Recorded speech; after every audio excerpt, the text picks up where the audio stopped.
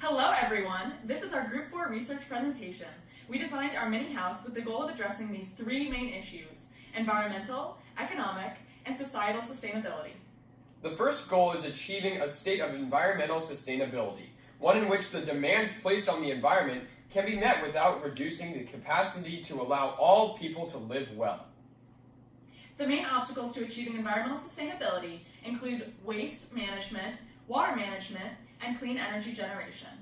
Beginning with water management, here's a fun fact: about 95% of the water used in today's homes is wasted and goes down the drain. As I was saying, our focus on water management revolves around the conservation of water and ways in which water can be used efficiently. Our design includes using a water collector and a thermosiphon.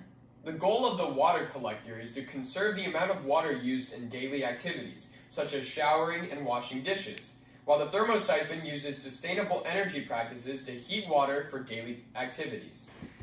And now for a fun fact. Did you know that the amount of waste disposed to landfills has increased from 94% of the amount total generated in 1960 to under 53% of the amount of resources generated in 2015? The house also implements composting of organic garbage as a waste management tool to reduce the net waste output and support the house's garden to improve food production. The third area within environmental stability that we incorporated was clean energy generation and usage, specifically through solar panels and natural batteries, coupled with energy-efficient light bulbs, and also the usage of an energy-efficient generator. Also, this is another interesting fact. In 200 BC, people in China and the Middle East used windmills to pump water and grind grain. Ancient renewable energy.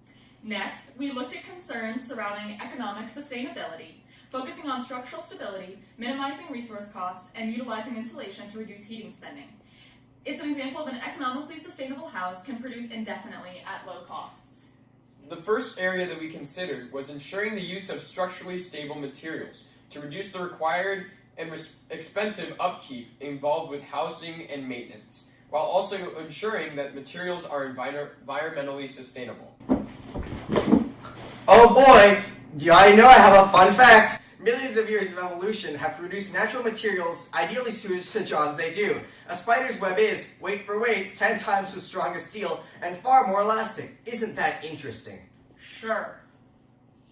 Examples include bamboo siding, sheep's wool for insulation, recycled steel for roofing and exterior, precast concrete for the foundation instead of concrete poured on site, plant-based polyurethane rigid foam for insulating walls, and lime as a concrete substitute.